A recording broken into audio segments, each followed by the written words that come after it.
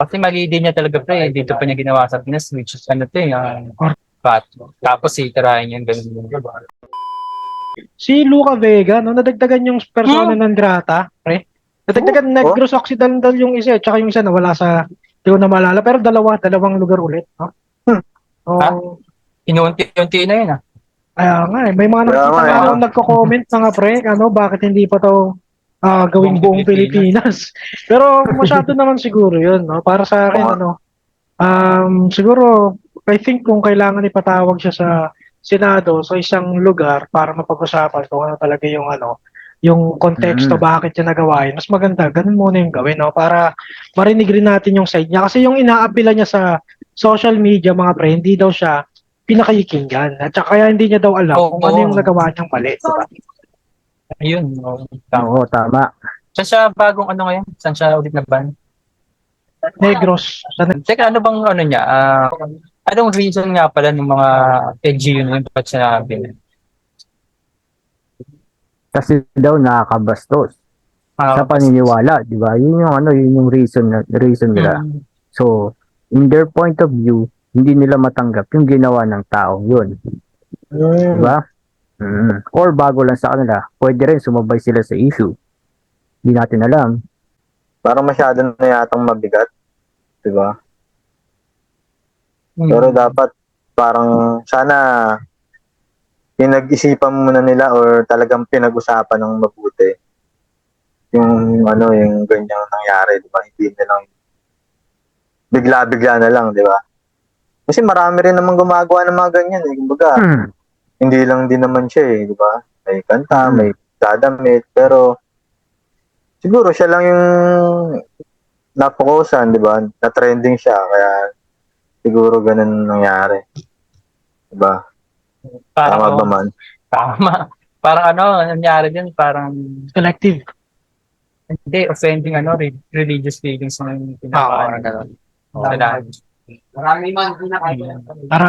Hati nga ngayon yung opinion ng bawat isa.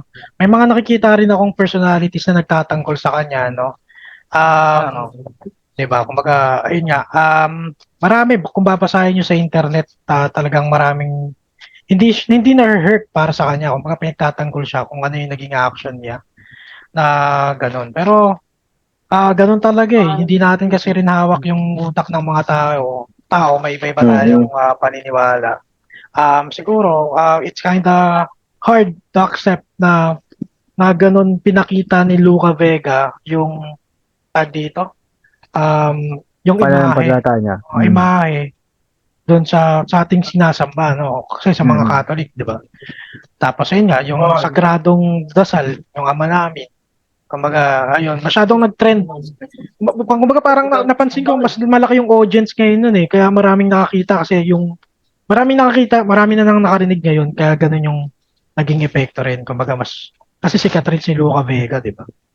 oo, kasi mali din niya talaga pre, dito pa niya ginawa sa Pinas, which is ano to eh, Catholic, oo, Catholic ata tayo. majority talaga is ano, Catholic. fat. Tapos tirahin yung ganun. Yung tawag dito, yung ama namin, yung parang sagradong dasal sa ano. Tsaka parang ano, hindi siya nahingi ng ano eh, hindi mo na siya nahingi ng forgiveness eh, di ba? Parang gusto niya dialogue. So, ang ano lang ang point ko diyan, dapat humingi ka muna ng ano, sorry, ganun, di ba? Kung may na-offend po ako sa inyo, ganun ang gawin niya muna. Kaya siguro yung iba, nadagdagan yung ban niya, di ba? Kasi Ay, parang hindi nagmamata. siya hindi pa siya nagpakumbaba, parang gano'n. Ang gusto niya dialogue. Hmm, Mm. parang natatandaan ko nga parang sabi niya, parang may isa akong nabasa dati, sabi niya, I understand that people call my performance blasphemous, parang ganun, offensive or regrettable. However, they shouldn't tell me how I practice my faith. Kumbaga, yun yung sabi niya, and how I do my drag. Kasi nga, Oo. galing siya sa drag race. And then sabi niya, that performance was not for you to begin with. Yun. It is my experience, sabi niya, it is my experience and my expression of having been denied my rights. So, Yup. di ba? Oo, yun, tama, tama. Pero medyo mapagmataas pa yung ano niya, yung words niya diyan. Dapat kahit papaano, inisip niya na hindi niya mapiplease ang lahat ng tao, di ba? Although may right ka, dapat naging aware ka din sa paligid mo. Not all person kasi magsasang-ayon sa'yo. Mm. Kapag may ganyan, may na tamaan ka, mag-sorry ka, di ba? Oo, Yun lang, ano. yun lang dapat niya gawin muna. Sa bagay, parang sa sinabi niyang yun, no, parang may gina-justify talaga siya, no? Mismo, parang, ay, tama ako, wala kang pake sa akin, mga ganun. Ito yung paniniwala ko, ito yung way ko. Di ba? Hindi naman namin sinasabi mali yung way mo. Mag-sorry ka lang kasi may mga na-offend na tamaan ka iba, di ba? Nasagasaan, parang Oh, somehow, no? Somehow talaga it makes sense. It really makes sense din, no? Ngayon, di rin naman tayo din kasi expert din. Tulad lang, ano lang din tayo, simpleng mamamayan. Ngayon din siguro sa side ni Luca, kailangan niya lang talagang intindihin na nagkamali siya, no? And then, yun nga, kung sa POV ng mga LGU or ng mga Pilipino, kapag pinagbigyan nga naman nila to, pwedeng mag-trend kasi ayun yung parang nakikita ko rin na flow sa social media. Susundan nila yan. Susundan din, ano? So, ayun. Habang parang ang dumami ganda yung ng... mga ano, no? Yun eh. Kailangan niya rin mag-confess ng sins niya talaga.